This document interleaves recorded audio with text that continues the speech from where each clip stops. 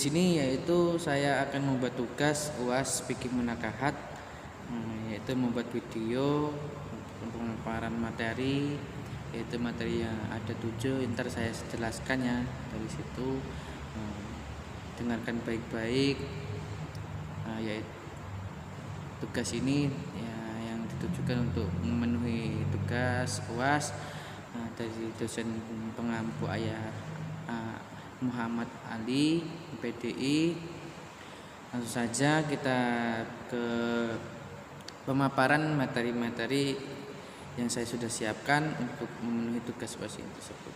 Baik, next, langsung saja di sini, yaitu yang pertama dengan materi walimatul urus. Apa yang dimaksud dengan walimatul urus? Yaitu walimatul urus itu yang lazim dikenal sebagai pesta pernikahan adalah jamuan makanan yang diselenggarakan berkenaan dengan pernikahan. Biasanya walimatul urus dilaksanakan setelah akad nikah. Kata-kata walimah berasal dari kata al-walam yang dalam bahasa Indonesia bermakna pertemuan. Agama Islam menganjurkan agar setelah melangsungkan akad nikah kedua, mempelai mengadakan upacara yang ditujukan sebagai ungkapan rasa kepada Allah dan ekspresi kebahagiaan kedua mempelai, yaitu mempelai wanita dan pria, atas nikmat perkawinannya yang mereka alami. Yang hukum mengadakan walimah setelah akad nikah, yaitu menurut ulama mazhab Malikiyah, hukum mengadakan walimah adalah mandut. Para ulama ini pun juga berkata bahwa sebab adanya walimah yaitu akad nikah. Adanya akad nikah ini. Sedangkan akad nikah atau pernikahan itu sendiri hukumnya tidak wajib, yaitu banyak hukumnya. Untuk di menghadiri atau bagaimana, itu kalau menghadiri walimatul urus itu sunnah, jadi kita mendapatkan pahala. Langsung ke materi selanjutnya. Materi kedua yaitu hak dan kewajiban suami terhadap istri dalam keluarga. Adapun kewajiban suami terhadap istri yakni memberikan mahar kawin, nafkah yang layak sesuai kemampuan, pakaian dan tempat tinggal, dan terus menggauli istri secara makruhnya itu dengan baik, menjaga istri dari dosa, memberikan cinta dan kasih sayang. Terus dalam akad nikah syariat Islam tidak sama dengan akad nikah kepemilikan. Akad pernikahan diikat dengan memperhatikan adanya kewajiban-kewajiban di antara keduanya, yaitu suami dan istri. Dalam hal ini suami mempunyai kewajiban yang lebih berat dibandingkan istrinya. Berdasarkan firman-Nya,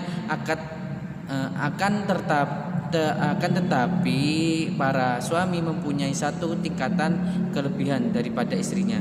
Kata satu tingkatan kelebihan dapat ditafsirkan pada firman Allah, yaitu kaum laki-laki itu adalah pemimpin bagi kaum wanita. Quran surat An-Nisa ayat 34. Pada dasarnya kewajiban suami juga merupakan hak istri. Sehingga jika berbicara tentang kewajiban suami terhadap istri, maka bisa berarti juga hak istri atas suami gitu. Langsung kita lanjut ke materi selanjutnya. Materi selanjutnya yaitu hak dan kewajiban istri terhadap suami dalam keluarga.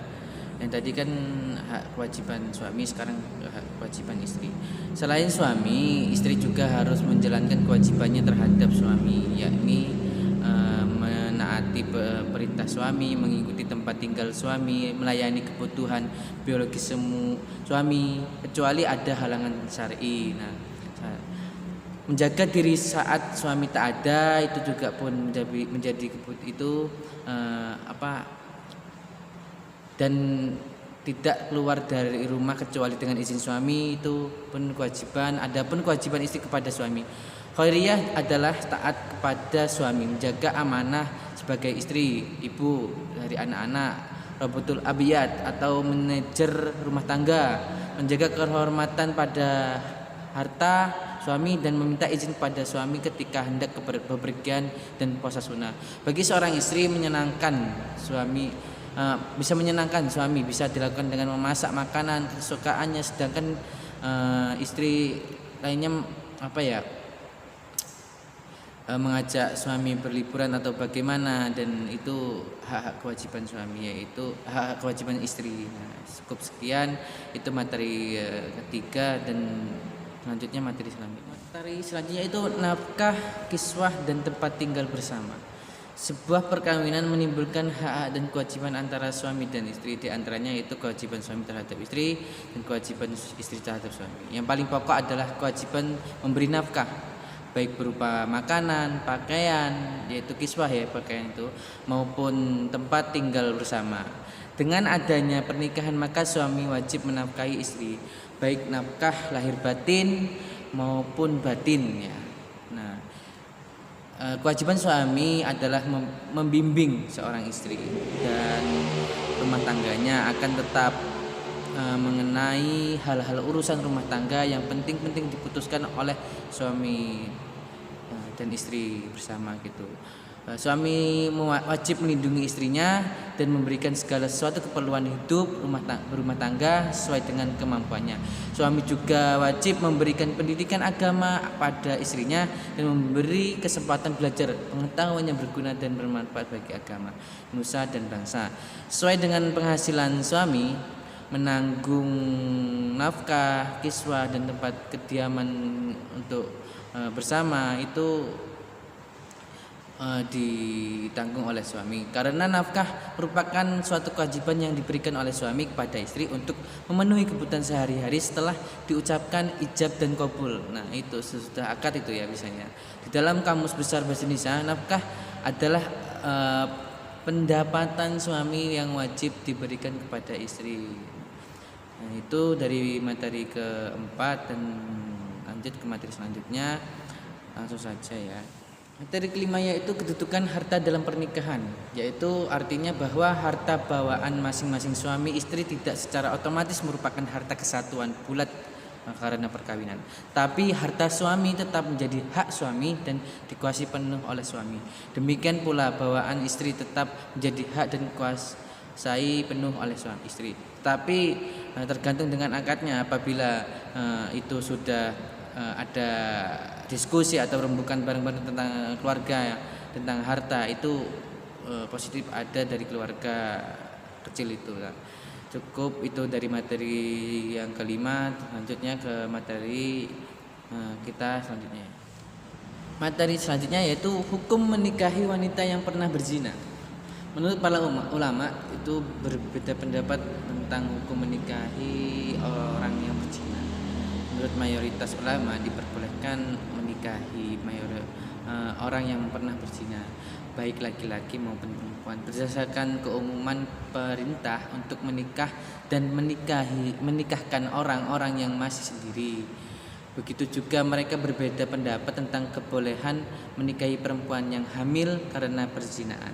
Mazhab Asy-Syafi'i dan Abu Hanafi, mazhab Asy-Syafi'i dan Hanafiyah itu serta Muhammad yaitu yang dibamakan oleh Muhammad Al-Hasan membolehkan seorang yang berzina dan menghamili seorang wanita, maka dia boleh menikah dengannya dan menggaulinya. Tetapi jika yang menikahi wanita yang hamil karena perzinaan tersebut adalah laki-laki lain, maka dalam hal ini dia hanya boleh menikahinya dan tidak boleh menggaulinya. Ini menurut Abu Hanifah dan Muhammad Al-Hasan. Atas dasar pendapat tersebut, maka yang lebih baik adalah jika laki-laki yang pernah berzina dengan wanita tersebut menikahinya, bukan menikahi dengan laki-laki lain. Nah, itu materi yang saya telah paparkan. Lanjut kita materi pembahasan selanjutnya. Langsung saja ya, ini materi yang terakhir yaitu perjanjian perkawinan. Perjanjian perkawinan itu apa sih? Yaitu perjanjian yang dibuat oleh dua orang suami istri yang sudah keluarga itu untuk mengatur akibat-akibat yang sudah akad nikah dan melanjutkan perkawinannya itu dengan mengenai harta kekayaan ataupun sandang pangan papan itu. Pengertian di atas menjelaskan bahwa perjanjian perkawinan mengatur mengenai dua orang yang melakukan perzinahan perkawinan, di mana perjanjian tersebut mengenai pengaturan harta kekayaan serta akibat-akibatnya. Perjanjian perkawinan dapat dibuat oleh mereka yang tunduk pada hukum perdata maupun hukum Islam yang dengan ketentuan dibuat dengan akta otentik dan wajib dicatat pada yaitu yang sudah kita yaitu kalau di masyarakat Indonesia kan Menak, yaitu kantor catatan sipil ya, ataupun kantor itu KUA, kantor urusan agama itu ya, untuk memenuhi ketentuan pasal 29 Undang-Undang Nomor 1 Tahun 1974 agar perjanjian praktek tersebut berlaku dan mengikat bagi pihak ketiga. Nah, pihak ketiga yaitu seperti ya seperti wali, hakim, kayak dan yang itu sebagainya itu ya yang itu. Nah, cukup itu materi dari saya. Nah, kita sebagai seorang laki-laki harus bertanggung jawab dan menjaga keimanan kita, menjaga wanita-wanita, menjaga suami, menjaga istri kita yang apabila sudah menikah.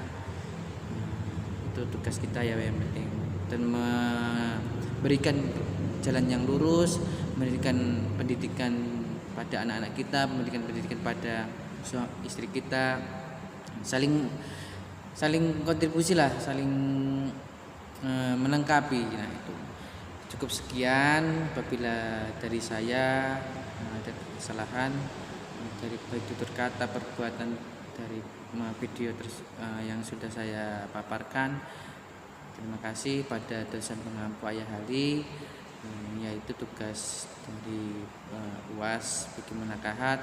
Saya akhiri, Allahul muwaffiq ila aqwamit thoriq. Wassalamualaikum warahmatullahi wabarakatuh.